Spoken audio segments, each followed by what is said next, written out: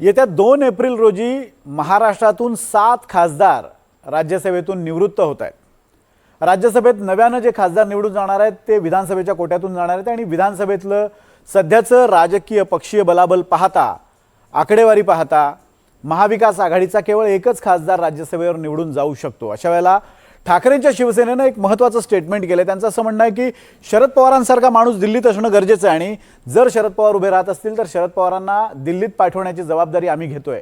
खरंच असं होणार का? शरद पवार सर्वानुमते काँग्रेस आणि शिवसेनेचे उमेदवार असतील का? आपण पाहूयात।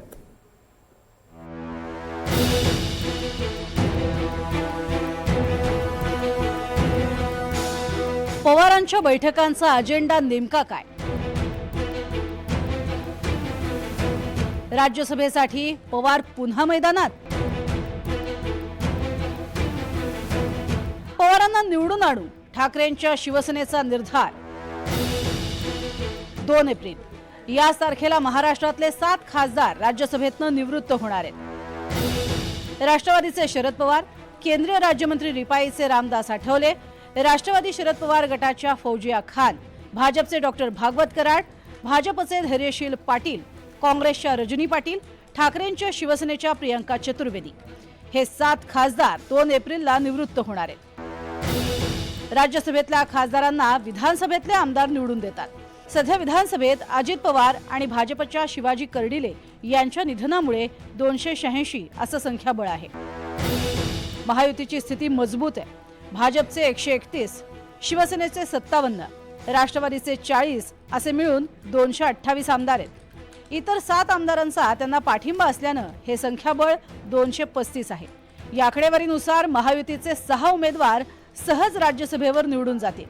त्यापैकी भाजपचे 4, शिवसेनेचे 2 आणि अजित पवार गटाला 1 जागा दिली जाईल असा अंदाज आहे। सध्या शरद पवार यांच्या राष्ट्रवादीचे 10, काँग्रेसचे 16 आणि उद्धव ठाकरेंचे 20 असे 3 पक्षांचे मिळून 46 आमदार आहेत। माकपा आणि शेकापचा प्रत्येकी 1 सदस्य आहे।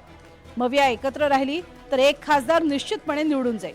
मात्र त्या परिस्थितीत ती 1 जागा शरद पवार, ठाकरेंची शिवसेना की काँग्रेसला द्यायची यावर एकमत व्हावं लागेल। मवियानं 37 मतांचा कोटा पूर्ण केल्यानंतर मवियाकडे फक्त 11 मतं शिल्लक राहतील।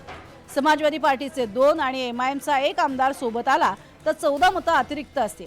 आता यामध्ये महायुतीनं 7वा उमेदवार दिला तर काय याची उत्सुकता आहे।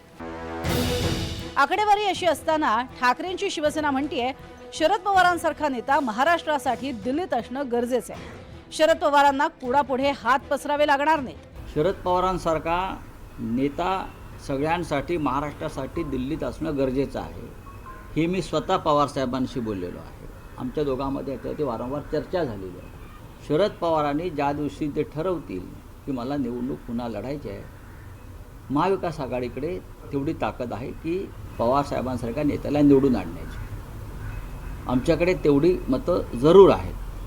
त्याच्यामुळे पवार साहेबांसारख्या नेत्याला कोणाकडे हात पसरायची गरज नाही। पवार साहेबांची लढण्याची इच्छा असेल तर आम्ही त्यांच्याबरोबर आहोत, बरोबर आहे। पण आम्ही जेव्हा त्यांच्याशी मी बोलतो अनेकदा तेव्हा मी त्यांना सांगतो की तुमच्यासारखा नेता, महाराष्ट्रातला खंबीर नेता हा दिल्लीमध्ये असणं हे आमच्या सगळ्यांसाठी उपयुक्त आहे। आता थांबायला पाहिजे असं शरद पवारांनी 2024 मध्ये म्हटलं होतं। मी लोकसभा निवडणूक लढणार नाही। 1.5 वर्षानंतर माझी राज्यसभेची टर्म संपेल तेव्हा पुन्हा राज्यसभेवर जायचं की नाही याचा मी विचार करेन असं शरद पवारांनी 2024 मध्ये म्हटलं होतं। पण शरद पवार पुन्हा राज्यसभेत जातील अशी चिन्ह दिसतात। शरद पवारांना पाठिंबा देऊ असं संजय राऊत जरी म्हणत असले तरी मवियामध्ये 20 जागांसह सर्वात मोठा पक्ष ठाकरेंची शिवसेना आहे।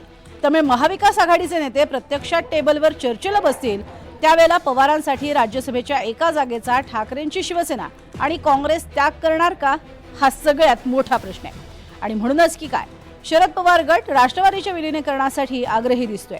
दोन्ही राष्ट्रवादींचं विलीनीकरण झालं तर दोन्ही राष्ट्रवादींचे 50 आमदार होतील आणि शरद पवारांचा राज्यसभेत जाण्याचा मार्ग सुकर होणार आहे। त्यामुळेच पुढच्या काळात राष्ट्रवादीच्या विलीनीकरणाचं काय होणार आणि भाजपची काय भूमिका असणार यावर राज्यसभेत कोण जाणार हे ठरणार आहे।